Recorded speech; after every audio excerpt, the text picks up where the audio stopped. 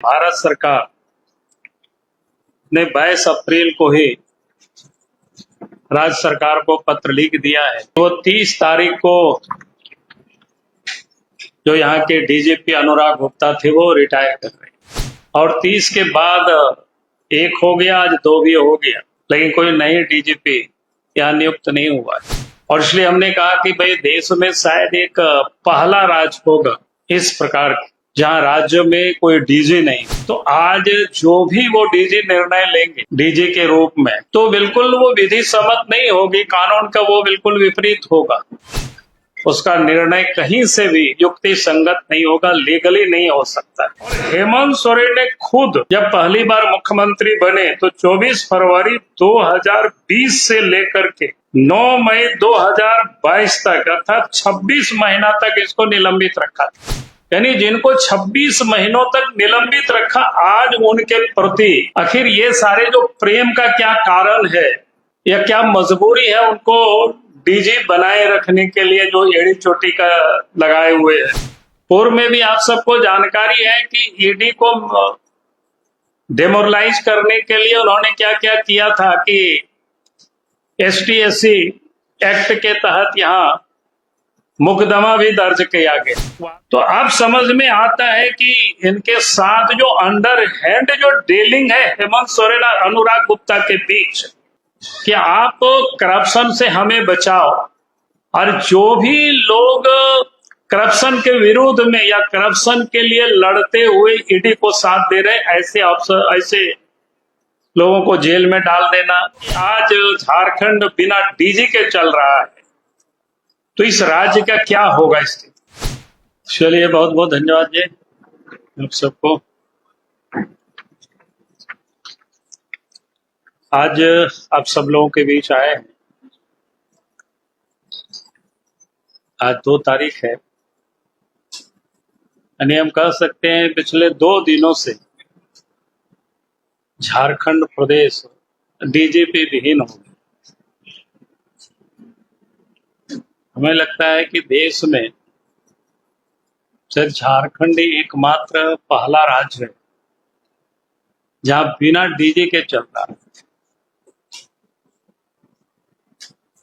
और डीजी के ऊपर भी कई एक जिम्मेवारी थी उसके, एक तो पुलिस विभाग के भी थे, सीआईडी के भी थे, एसीबी के भी थे। तो एक प्रकार से ये जो राज्य में पुलिस कप्तान विहीन प्रदेश हो चुका है। और ये हम ही कार्य ऐसा नहीं है, क्योंकि भारत सरकार ने 22 अप्रैल को ही राज्य सरकार को पत्र लिख दिया है कि वो 30 तारीख को जो यहाँ के डीजीपी अनुराग गुप्ता थे वो रिटायर कर रहे हैं और 30 के बाद एक हो गया, आज 2 भी हो गया, लेकिन कोई नई डीजीपी यहाँ नियुक्त नहीं हुआ है। यानी डीजीपी विहीन आज जिला है। और इसलिए हमने कहा कि भाई देश में शायद एक पहला राज्य होगा इस प्रकार जहां राज्य में कोई डीजी नहीं, क्योंकि जिनको जिस प्रकार से उन्होंने बना करके रखा हुआ है, तो आज जो भी वो डीजी निर्णय लेंगे डीजी के रूप में, तो बिल्कुल वो विधि सम्मत नहीं होगी, कानून का वो बिल्कुल विपरीत होगा। और ऐसे पदाधिकारी अगर कोई भी निर्णय लेते हैं तो आप समझ सकते हो उसका दूरगामी प्रभाव पड़ता है। उसका निर्णय कहीं से भी युक्ति संगत नहीं होगा, लीगली नहीं हो सकता, क्योंकि लीगली वो आज की तारीख में डीजी वो नहीं है। उसका स्पष्ट रूप से भारत सरकार का जो पत्र है आप सब देख सकते हैं। मैं कह रहा था कि भाई आखिर अनुराग गुप्ता में क्या खूबी है कि उनको अभी भी वो डीजीपी बना के गैर कानूनी ढंग से रखे हुए। और ये व्यक्ति के बारे में थोड़ी जानकारी लीजिए। जब बिहार के जमाने में भी उनके ऊपर गया में मगध यूनिवर्सिटी का जो पुलिस स्टेशन है वहां भी इनके ऊपर केस है। वहां तो 420 तक का उनके ऊपर आरोप लगे हुए। जो पुलिस अफसर एक भ्रष्टाचार पक्षपात करने के आरोप जिनके ऊपर हो, गड़बड़ करने का भी आरोप हो, और हेमंत सोरेन ने खुद जब पहली बार मुख्यमंत्री बने तो 24 फरवरी 2020 से लेकर के 9 मई 2022 तक अर्थात 26 महीना तक इसको निलंबित रखा था। कोई दूसरे लोगों ने कोई निलंबित नहीं रखा था, हेमंत सोरेन ने रखा था। और जो व्यक्ति 26 महीनों तक निलंबन रहा और उसके बाद निलंबन समाप्त हुआ, तब फिर हेमंत सोरेन ने फिर नियुक्ति दिया।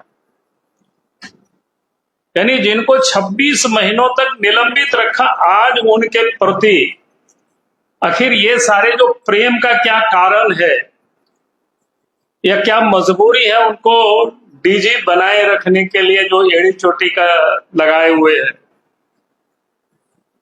तो उसका हमने पता करने की कोशिश की। आखिर इस अफसर में कौन से ऐसे पंख है जिसके कारण से हेमंत सोरेन ने इनको यहां बैठा के रखना चाहते। तो मैं आज चाहता हूं कि वो सस्पेंशन भी थोड़ा मैं समाप्त करूं ताकि आप सबको ध्यान में आ जाए। आप सबको पता है कि झारखंड में ईडी की जांच चल रही और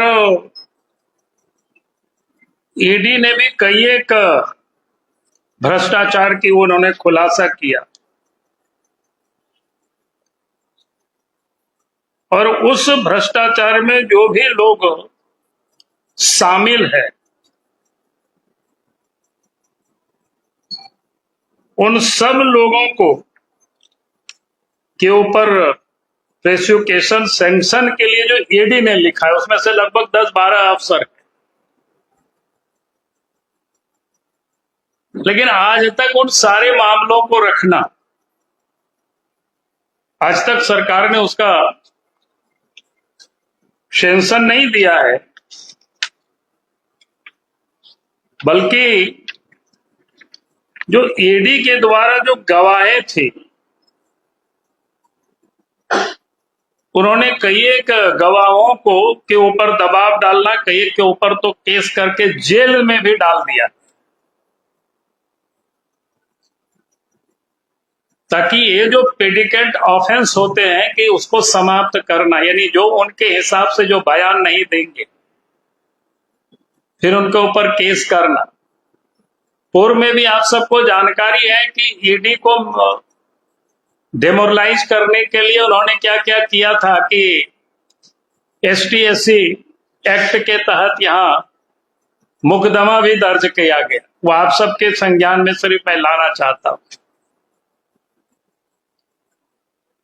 तो अब समझ में आता है कि इनके साथ जो अंडर हैंड जो डीलिंग है हेमंत सोरेन और अनुराग गुप्ता के बीच,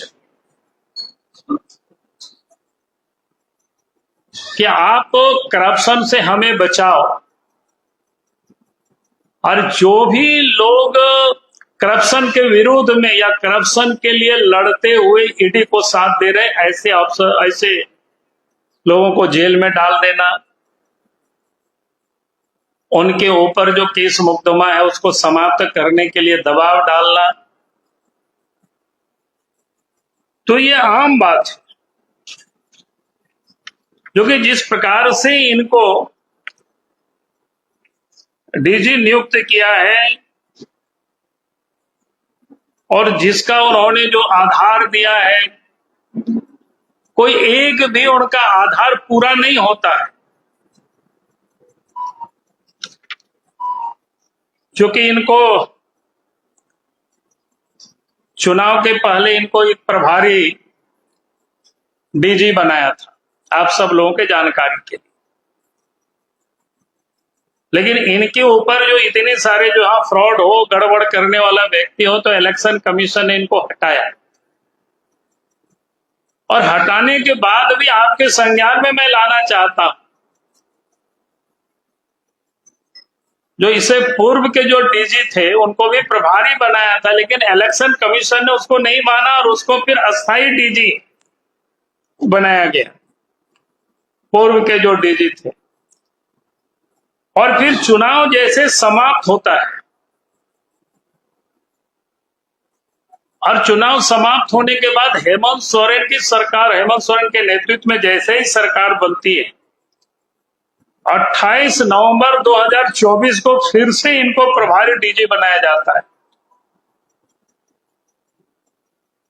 और 2 फरवरी 2025 को इनको रेगुलर डीजी बनाने की घोषणा की जाती है। मैं ये बात इसलिए कह रहा हूं क्योंकि ये 6 महीना का भी वो कोई समय नहीं होता है, और इसलिए जो भारत सरकार का मंत्रालय है, उन्होंने साफ तौर पर सारे विषय को उन्होंने लिखा है, जितनी भी प्रकार के वो परीक्षण हो सकता है कि वो डीजी रह ही नहीं सकते। और अखिल भारतीय जो सेवा नियमावली है 1958, नियम 16(1) के तहत आईपीएस अधिकारी की सेवानिवृत्ति की आयु वो 60 साल निर्धारित है, और उसके हिसाब से 30/4/2025 को सेवानिवृत्त होने वाले हैं। तो भारत सरकार ने इनका सेवा विस्तार यानी आगे नहीं दिया, यानी समाप्त कर दिया, और इसके बाद भी इनको बनाए रखे हुए। तो आप सबके संज्ञान में ये सारे विषय लाना था।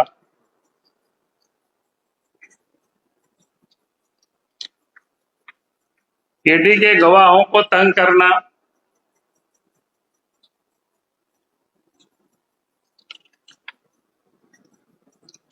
और आप सबके जानकारी के लिए कि इस प्रदेश के अंदर में जब से अनुराग गुप्ता डीजीपी बने हैं, तब से कोयला की चोरी में बेहाताशा बढ़ोतरी हुई।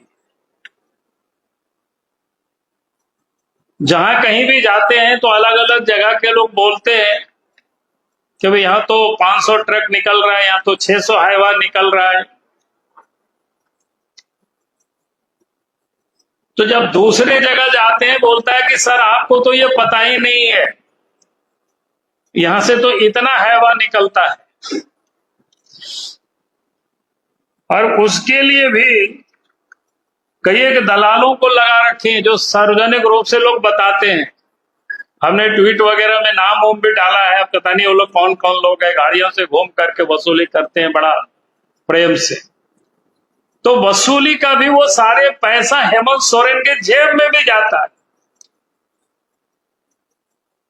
और तभी कोई ऐसे व्यक्ति को जिनकी सेवानिवृत्त हो गए 30 तारीख को, इसके बाद भी बनाए रखना,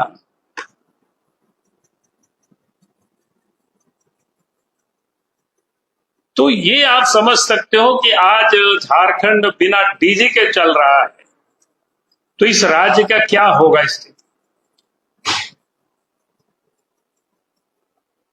इसलिए मैं हेमंत सोरेन जी से कहूंगा कि भाई आप बिना विलंब किए आप यहां राज्य में नए डीजी को आप नियुक्त करिए, क्योंकि जब तक कोई डीजी नहीं है तो उनके निर्णय को कैसे माना जाएगा, कानूनी या लीगल है। सीआईडी के डीजी नहीं है, एसीबी के डीजी नहीं है, पुलिस के डीजी नहीं है, ये कैसे चलेगा। और हमने तो तहकीकात भी किया कि भाई देश में भी कहीं कोई ऐसी घटना है कि आज तक कोई भी इतिहास में नहीं मिला कि इस प्रकार की कहीं कोई घटना हो। जो व्यक्ति रिटायर कर गए और फिर उसको बैठाए हुए काम पर। तो आज लगा कि मैं आप सबके समक्ष ये सारे बिंदु को रखा हूं। बाकी मैं डिटेल इनसे कहूंगा कि ये पूरा पत्रक ही, जो कि मैंने खाली आपको बीच बीच का कंटेंट बोल दिया, आपको लिखने में कोई दिक्कत नहीं हो, तो इनको मैंने कहा कि वो पूरा पीडीएफ फाइल ही सबको आप दे दीजिएगा बना करके, तो आराम से सब लोग लिख सके, ताकि झारखंड की जनता भी और देश की जनता भी जान सके कि भाई झारखंड कैसा चल रहा है। झारखंड विधि सम्मत चल रहा है, लीगल चल रहा है, कहीं इनलीगल चल रहा है।